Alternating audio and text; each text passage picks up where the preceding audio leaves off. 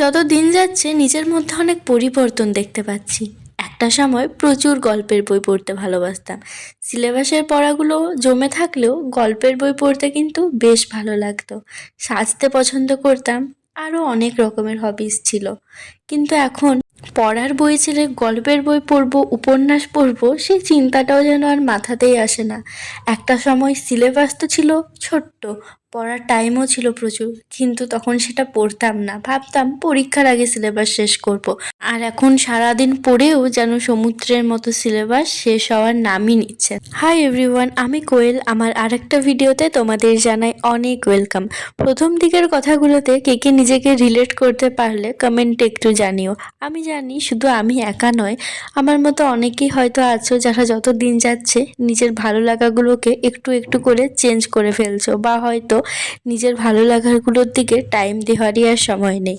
আজকে ছোট্ট করে তোমাদের সাথে আমার সারাদিনের পড়ার রুটিনটা শেয়ার করি। আগের দিন যেহেতু ঘুমাতে ঘুমাতে 4:30 বেজে গেছিলো, তাই আজকে ঘুম থেকে উঠেওছি 10:30টার সময়।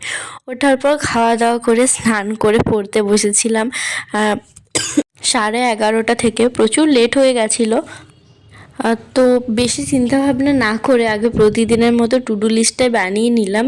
রোজ যেমন সাবজেক্ট রাখি তেমনই রেখেছিলাম। এরপর ভাবছিলাম যদি রাত পর্যন্ত জেগে কমপ্লিট করতে পারি তাহলে কমপ্লিট করব, না হলে একটা টার্গেট যদি কমপ্লিট না করতে পারি তাও কিছু নিয়ে ঘুমিয়ে পড়বো। কারণ প্রতিদিন 4টা 4:30 পর্যন্ত জাগলে তো শরীরটাও খারাপ হয়ে যাবে আস্তে আস্তে। আজকে টু ডু লিস্টে রেখেছিলাম ইংলিশ ভোকাব নেক্সট 25টা OWS করার ছিল। আর প্রোনাউনে আমার আগের দিন একটু বাকি ছিল নোটস লিখতে, মানে 1 ঘন্টার মতো লেকচারটা বাকি ছিল, তখনই তারপর আর করিনি, সেটা করার ছিল। স্পোর্টসের পার্ট 3টা করার ছিল। আর ম্যাথের PYQ ভেবেছিলাম ইউটিউব দেখে করব। আর জিকে যে পড়েছিলাম আগের দিন, সেই আগের দিন যেটুকু পড়েছি সেটা পড়ে আবার নেক্সট 6টা পাতা পড়বো, এতটাই আজকে টার্গেট ছিল। আর এক্সট্রা রেখেছিলাম 1000টা কোয়েশ্চেন সিরিজ আছে রানী ম্যামের ইউটিউব চ্যানেলে, তো ওখান থেকে ভেবেছিলাম কিছু একটা টপিক করব যদি লাস্টে সময় পাই। তো আমার সকালে ভোকাব আর বাকি যে নোটস একটু বাকি ছিল সেটা করতে করতে প্রায় 2টো বেজে গেছিলো। তো পড়াটা কমপ্লিট করার আগে ভাবলাম যে কটা আমার হয়েছে সেটাকে আগে দাগ দিয়ে রাখি কতটা কমপ্লিট হয়েছে, তাহলে পরে যখন নিজে দেখবো তাহলে একটা আন্দাজ পেয়ে যাব আর কতটা করতে হবে। তো এতক্ষণে মাত্র এই 2টোই কমপ্লিট করতে পেরেছি, এখনও আরও অনেকটা বাকি ছিল, খেয়ে নিয়ে বাকিটা কমপ্লিট করব। তো আমি ভাবলাম কি যে জিকেটাই আগে পড়ে নিই, কারণ জিকেটা প্রতিদিন একদম রাত্রেবেলা পড়ি।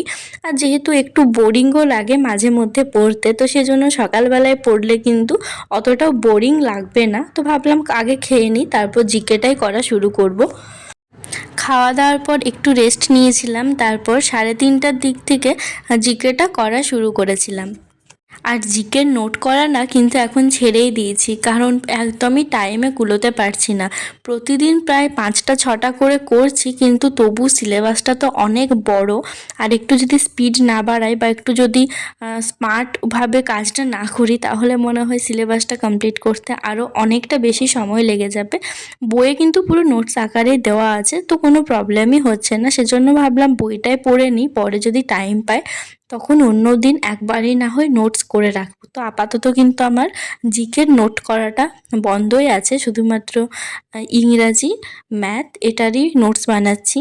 আর স্ট্যাটিক জিকে তো বই নেই এখন, সেজন্য ওটারও নোটস বানাচ্ছি। তো স্ট্যাটিক জিকের বই না, শুধু MCQরই কিনবো, কারণ বাকিটা একটা ব্যাচ নেব, সেখান থেকে হয়ে যাবে।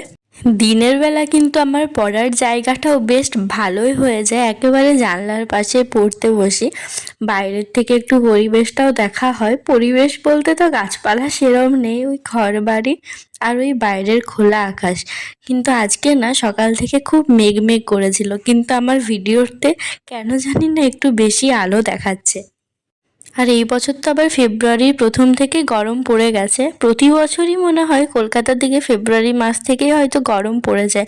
আমি আগের বছর ফেব্রুয়ারিতে তো ছিলাম না, আমার তো পরীক্ষা ছিল, তো তখন পুরুলিয়াতেই ছিলাম পুরো ফেব্রুয়ারিটা।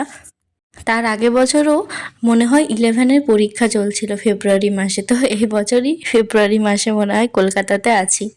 আর এই যত গরম পড়ছে তত একটা জিনিস বুঝতে পারছি, গ্রীষ্মকালে কিন্তু আমার ভিডিও এডিটিং করতে বেশ প্রবলেমই হবে। কারণ এই যে ফ্যান অফ করে ভয়েস ওভার দিতে হচ্ছে, সেই সাথে প্রচণ্ড গরমও লাগছে। এখন তো সেরকম অসহ্যকর গরমটা পড়েনি, কিন্তু এপ্রিল মাস থেকে যে ভয়ঙ্কর গরম পড়ে তখন ফ্যান অফ করে প্রায় আধ ঘন্টার মতো ভয়েস ওভার দিতে কিন্তু বেশ কষ্টই হবে। কিন্তু যে জিনিসটাকে মন থেকে ভালোবাসি সেই জিনিসটা করতে একটু কষ্ট হলেও সেটা কিন্তু মানিয়ে নেওয়া যায়। প্রতিদিন এখন ভিডিও এডিটিং করে করে আমার এমন অভ্যেস হয়ে গেছে, একটা দিন যদি না করি তাহলে মনে হয় দিনের মধ্যে কিছু একটা কাজ কিন্তু আমার মিসিং আছে। মানে এটাও কিন্তু আমার একটা ডেলি রুটিনের মধ্যেই ঢুকে গেছে। দিন শেষে একটু ভিডিও এডিটিং করে ভয়েস ওভার দিয়ে নিজের মনের কথাগুলো তোমাদের সাথে বলা। আর একটু পড়ার পরে দেখি হঠাৎ ঝমঝমিয়ে বৃষ্টি নেমেছে। এত ভালো লাগছিল। আমার কিন্তু বৃষ্টি খুব বেশি ভালো লাগে, তার থেকেও ভালো লাগে বৃষ্টিতে ভিজতে। কিন্তু বাড়িতে আছি, বৃষ্টিতে তো আর ভিজতে পারবো না, হাত বার করে একটু জলের আভাস নেওয়ার চেষ্টা করছিলাম, কিন্তু কার্নিশটা এতটা পর্যন্ত আছে, একটুও জলের স্পর্শ পেলাম না। এটা কিন্তু বছরের প্রথম বৃষ্টি, অবশ্য বেশিক্ষণ স্থায়ী হয়নি, জাস্ট 5-10 মিনিটের মধ্যেই কিন্তু বৃষ্টিটা ছেড়ে গেছিল। জানলার থেকে দাঁড়িয়ে একটু বৃষ্টি দেখছিলাম। এটা আমার রুমের আরেকটা জানলা, মনে হয় এর আগে ভিডিওতে দেখানো হয়নি। তো বৃষ্টি দেখার পর আবার নিজের পড়াতে মন দিয়ে অবশেষে জিকেটা কমপ্লিট করলাম। 6 পাতা পড়েছি আজকে নতুন, আর আগের দিন যে 6 পাতা পড়েছিলাম সেটাও কিন্তু একটু পড়েছিলাম। 50% পড়া কমপ্লিট। চলে এলাম তোমাদের সাথে গল্পের শেষটা বলতে, বা বলতে পারো ভিডিওর শেষ শেষ করতে। তো আজকে সকাল থেকে খুব একটা বেশি ক্লিপ তোলা হয়নি, যা তুলেছি তাই। আর এখন বাজছে 1টা। আজকে না তাড়াতাড়ি পড়াটা কমপ্লিট হয়ে গেল, কারণ